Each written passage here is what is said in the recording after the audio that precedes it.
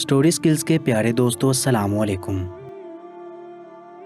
बरसों पहले की बात है जब उसने कमल को पहली बार देखा था। देखते ही वो उसके हुस्न में खो गया था। बड़ी बड़ी आंखें, घनी पलकें, उन आंखों में चमक और आंसुओं का बेक वक्त मौजूद होना किसी को भी मशहूर कर लेने को काफ़ी था। उसके नरम हाथ पांव, खिलता रंग और सबसे बढ़कर मुतनासिब सरापा, वो एक मुकम्मल हुस्न थी, एक नमदीदा हुस्न थी। ये उस वक़्त की बात है जब सदीक ने जवानी की दहलीज पर पहला कदम रखा था। मिंटो को पहली बार पढ़ा, हीरा मंडी क्या है, क्यों है, तजस्सुस उसे यहाँ खींच लाया। उसकी पहली मुलाकात जिससे हुई वो कमल ही थी। आप हुस्न का शाहकार हैं, रवायती जुमला सदीक ने भी बेइख्तियार उसके कानों में अंडेला। लेकिन कमल उन रवायती अल्फाज से बने जुमलों की आहंग से फूलने वाली लड़की नहीं थी। नवाजिश है आपकी, वरना बंदी किस बेनिशा जर्रे का नाम है, जानती है, कवल ने खालिस्तन बाजारी अंदाज में जवाब कहा। आपने कभी नहीं सोचा कि आपको यहाँ नहीं होना चाहिए? हुस्न के परवाने ने अपना अगला सवाल दागा। ये कैसा गाहक है, ना गजल सुनना चाहता है और ना ही कोई हंसी मजाक। कमल उसकी बातों में मदहोश हो गई। चाहने से भी कभी कुछ हुआ है? चाहता तो इंसान बहुत कुछ है। कमल की आंखों के साथ लहजा भीग चुका था। आप मुझे कुछ अपने बारे में बताएं ना। एक तवाइफ को आज अपने गम लफ्ज़ों समेत आंसू में बहाने का मौका मिल रहा था। फरमाइश करने वाला खूबरू भी था, चेहरे से भी अंदाज़ा होता था कि कुछ रुपए भी हैं। वो इस इलाके में आने वालों की कमाश का लगता भी न था। वो क्यों आया था, कौन था, कहीं मुफ्ता ही ना हो। नायिका को सुबह पैसे ना दिए तो वो बहुत सुनाएगी। उसके चेहरे से एक रंग आकर गुजर गया। फिक्र न करो, मैं तुम्हारी पूरी रात की कीमत अदा करूंगा, सदीक ने उसका चेहरा पढ़ते हुए कहा। उसकी बात सुनकर कमल चौंक गई और हैरानगी से उसकी तरफ देखने लगी। उसने सदीक को एक जानिब बिठाया और उसके सामने बैठ के अपनी दास्तान सुनाने लगी। बहुत से दुखों का बोझ था जो आज उसे हल्का करने का मौका मिला था। वो क्या कह रही थी? सदीक के कान जो सुन रहे थे, उसकी आंखें उनसे ज्यादा कमल के चेहरे पर टिकी थी। लेकिन ये नज़र किसी गाहक की न थी, बल्कि वो सोच रहा था कि इस सरापा को इस जगह नहीं होना चाहिए। काश मेरे पास बड़ी गाड़ी हो, मैं उस औरत को दिन की रोशनी में आइसक्रीम खिलाने ले जाऊं, चंद लम्हे के लिए ही सही, उसकी उदास आंखों में खुशियां भर दूं। सदीक ने बेइख्तियार सोचा, क्या सोच रहे हैं? यही ना कि मेरे वालिदैन ने मुझे तलाश क्यों नहीं किया। कमल उसके महवियत के मरकज़ को न समझ पाई। तो साहब बिलफर्ज अगर वो मुझे ढूंढ भी लेते तो लोग उन्हें जीने देते क्या? उनकी इज्जत कितनी दफ़ा इस कोठे पर रौंदी गई, उन्हें तो अंदाज़ा भी ना होगा। मैं उन्हें गलत नहीं समझती, उसने अपने वालिदैन की तरफदारी करते हुए कहा। दर हकीकत वो थे भी बेकसूर। हाँ, अपनी अपनी जगह तो हर एक दुरुस्त है, लेकिन फिर भी सदीक ने लुकमा दिया। साहब जी, ये मुआशरा मर्द का गुनाह तो माफ़ कर दिया करता है, लेकिन औरत की बेगुनाही पर भी उसे सजा देना जानता है, कंवल ने कहा और सर झुका लिया। दो आंसू उसकी आंखों से निकलकर गालों को तर करते हुए उसकी गर्दन पर जाकर जज़ब हो गए। उसका ज़ब्त टूट गया। सदीक भी उसमें रुकावट नहीं बना और उसे रोने दिया। ये दुख ना जाने कितने बरसों से उसके दिल में जमा थे, जो अब पानी बनकर आंखों से बह रहे थे। वो रोती रही, यहाँ तक कि उसकी हिचकियाँ बंध गई। सदीक उठा और एक जानिब पड़े हुए जग से पानी गिलास में डालकर उसे पेश किया। कंवल ने खामोशी से गिलास थामा और पानी पीने लगी। ये वाहद गाहक था जिसने ऐसी कोई हरकत न की थी जो गाहकों का शेवा हुआ करता है। कैसा अजीब गाहक था। वो रो रो कर निडाल हो चुकी थी। आज रात उसके लिए कथारस की रात थी। सदीक ने उसकी बात सुनी और फिर रात गुजरने के बाद वो चला गया और फिर कभी मुड़कर नहीं आया। कराची, जिसे रोशनियों का शहर कहते हैं और पाकिस्तान में सबसे ज़्यादा आबादी वाला शहर भी है, यहाँ हर तरह के लोग बसते हैं, लेकिन अक्सरियत हिजरत करके यहाँ बसने वाले लोगों की है। ये उस ज़माने की बात है जब बदअमनी के गहरे बादलों ने लियारी के इलाके को अरसा दराज से घेरे में ले रखा था। आए रोज़ यहाँ फायरिंग, चोरी, डाके के वाक़यात होना आम थे। इसी इलाके के छोटे से मकान में इलमदीन अपनी बीवी और बेटी के साथ रहता था। जिंदगी सुकून से गुजर रही थी। कमल अब 10 बरस की हो चुकी थी और छठी जमात में थी। सभी बच्चे खेल कूद में मसरूफ़ थे जब 2 ग्रुपों में फायरिंग का तबादला जारी था।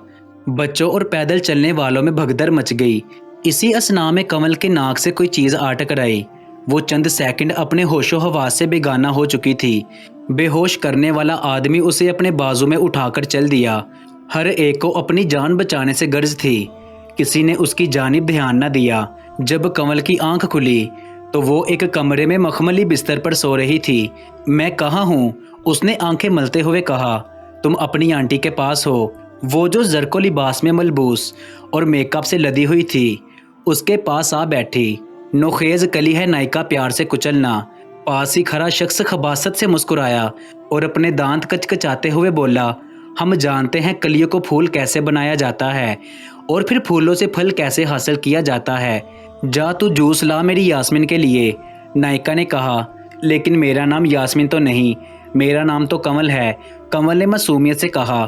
کنول؟ ارے یہ تو اور بھی خوبصورت نام ہے، نائکا نے پیار سے بولا۔ مجھے میرے اماں ابا کے پاس جانا ہے۔ نائکا نے جوس کا گلاس اس کی جانب بڑھایا۔ نہیں، مجھے جوس نہیں چاہیے، مجھے میرے ابا کے پاس چھوڑ آؤ۔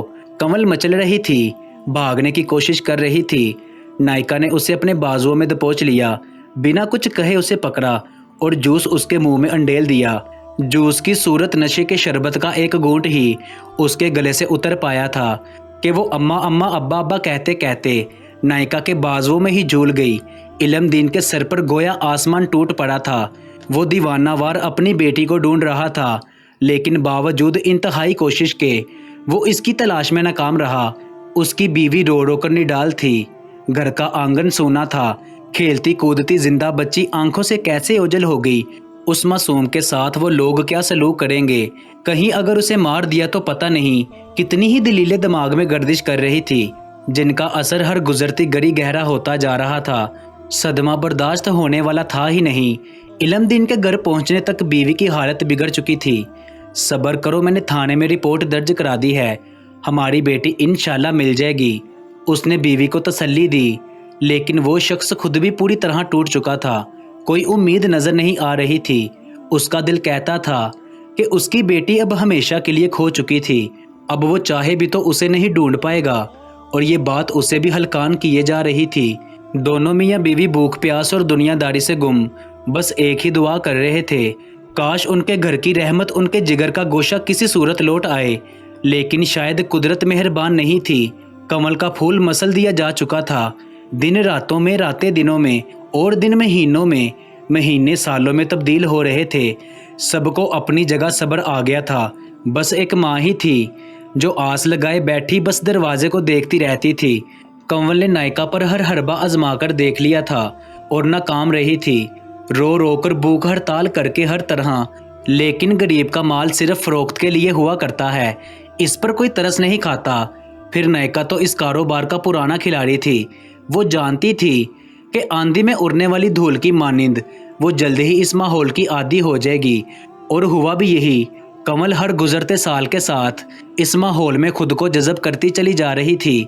بس ایک امید کا دیا تھا جو کبھی ٹمٹماتا تو کبھی خود بخود بجھ جاتا۔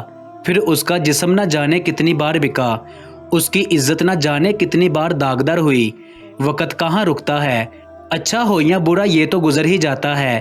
کنول جوانی کی طرف بڑھ چکی تھی، گویا وہ جوانی میں قدم نہیں رکھ رہی تھی، بلکہ کوئی کلی کھل کر پھول بن رہی تھی، جس کی مہک ہر سو پھیل رہی تھی، اور دیکھنے والے اس کو تکتے رہ جاتے کہ حسن ایسا بھی ہو سکتا ہے کیا؟ اس کے منہ بولے سے بھی زیادہ دام ملنے پر نائکا اس سے بہت خوش تھی، اور اس کی خدمت اور خاطر میں کوئی کمی نہیں آنے دیتی تھی۔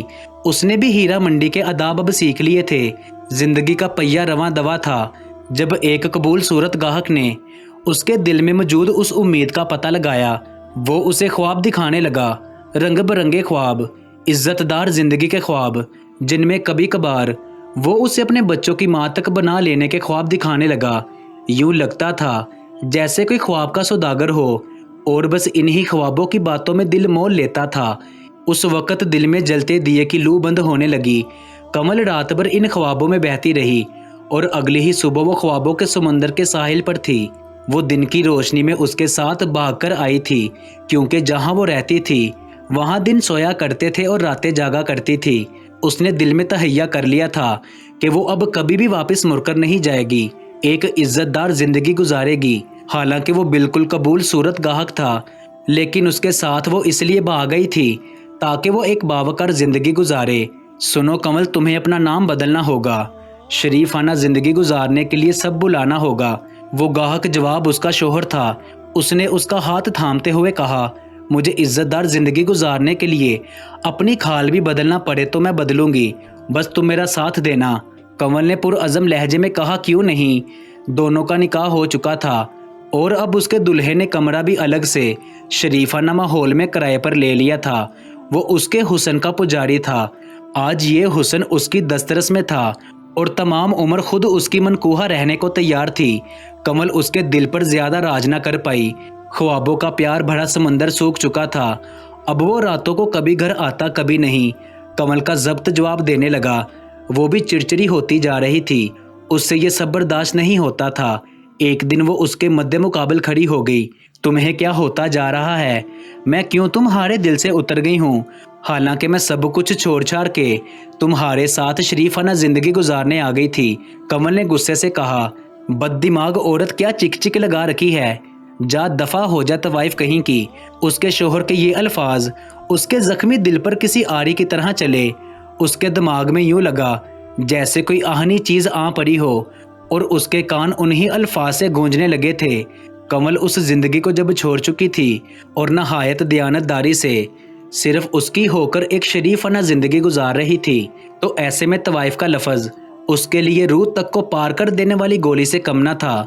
क्या वो मुझसे ज्यादा खूबसूरत है? देख मेरी तरफ, कमल ने दुख से कहा। वो जानती थी कि उसका हुस्न क्या है। शोहर उसके मुकाबले में कबूल सूरत भी न था। हुस्न तेरा हुस्न। वो गुस्से से तिलमिला उठा। सीधा गुसल खाने की जानी बढ़ा, जहां सफाई के लिए तेजाब बुरश और झाड़ू एक कोने में रखे थे। उसने तेजाब की बोतल उठा ली और तेजी से बाहर की जानिब लपका। कमल चुपचाप खड़ी थी। उसने गुसल खाने से बाहर निकलते ही कमल के चेहरे पर तेजाब फेंक दिया। दर्द की वजह से कमल की चीखें निकल गई। वो मुंह पर हाथ रखकर बैठती चली गई। अब संभालिए हुस्न, शोहर चिल्लाया और कमरे से निकल गया। कमल बैन करने लगी, लेकिन यहाँ सुनता भी तो कौन? मोहल्ले वालों से तो कभी वो मिली तक न थी, क्योंकि कोई पुराना गाहक ना निकल आए। उसके बैन की आवाज सुनकर कुछ लोग उधर आ निकले। एक औरत ने आगे बढ़कर उसके चेहरे से हाथ हटाए, जो बुरी तरह झुलस चुका था। इसे हस्पताल ले चलते हैं। उसका मियाँ तो भाग गया। वो कोई मर्द था। उसे किसने हस्पताल पहुंचाया वो नहीं जानती थी। हस्पताल सरकारी था। उसे एक जानिब लटा दिया गया। सब चंद लम्हों बाद अपने अपने घरों को लौट गए। एक नर्स ने उस पर तरस खाकर उसे बिस्तर पर लिटा दिया। चंद दिनों में उसकी जिल्द बहाल हो चुकी थी, लेकिन उसका हुस्न खत्म हो चुका था। वो किसी न किसी तरह हीरा मंडी पहुंची तो नायका वहां से जा चुकी थी। तलाशो बसियार के बाद वो एक पोश इलाके में नायका तक जा पहुंची। नायका ने उसकी रुदाद सुनी तो उस पर चिल्लाई, लेकिन नायका आज भी उसके साथ वैसे ही शफीक थी। और फिर कमल के लिए भी उसके अलावा क्या रास्ता था?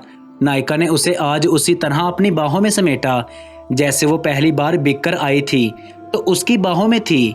जिंदगी के 28 बरस गुजर चुके थे। सदीक की जिंदगी में बदलाव आ चुका था। अच्छी नौकरी, बड़ी गाड़ी, बीवी, बच्चे, सब कुछ उसके पास था। वो लाहौर आया तो उसे जिसका पहला ख्याल आया वो कमल थी। वो अपनी बीवी के साथ हीरा मंडी की जानिब चला आया। आप यहाँ किस लिए आए हैं? मैं यहाँ एक तवाइफ कमल को ढूंढने जा रहा हूँ।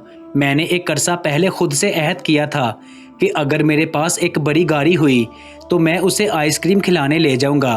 क्या मतलब? आप एक तवाइफ को ढूंढ रहे हैं? उसकी बीवी खसियाई। आज के दिन सहलो, तुम जानती हो ना, मैंने तुम्हारी इमानत में कभी खयानत नहीं की और ना कभी करूंगा। बस आज मुझे अपना वो अहद पूरा करने दो। सदीक ने प्यार से उसका हाथ थामा। वो तिल मिला के रह गई, लेकिन बोली कुछ नहीं। सदीक गाड़ी चलाते उन भोले बसरे लम्हों को भी याद कर रहा था जब उसने अनारकली जाने की ठानी और वहां कमल की मुलाकात हुई। उसने इसके हुस्न को किस कदर सराहा था और वो आज भी उसकी यादों में उसी तरह जवान था जिस तरह वो पहली मुलाकात में था। वो रात किसी ख्वाब से कम नहीं थी। एक हसीन ख्वाब जो जिंदगी की सारी रंगीनियां समेटे हुए था। 2 घंटे की तलाश के बाद वो एक पोश इलाके में कमल के ठिकाने तक पहुंच ही गए। वो गाड़ी से उतरा, घर की बेल बजाई। यहाँ कमल रहती है क्या? एक जले हुए चेहरे वाली औरत ने दरवाजा खोला, जिससे उसने पूछा, जी मेरा नाम ही तो कमल है, लेकिन मैं जिस कमल को जानता हूँ वो तो।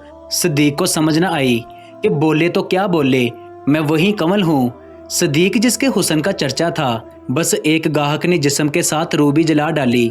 اس کے لہجے میں نہ جانے کیا تھا کہ صدیق اس کی جانب دیکھتا ہی رہ گیا۔ ایک طوائف جس قدر بھی شریفانہ زندگی گزارنے کی کوشش کر لے، یہ زمانہ اس کو اپنی ٹھوکروں میں ہی رکھتا ہے۔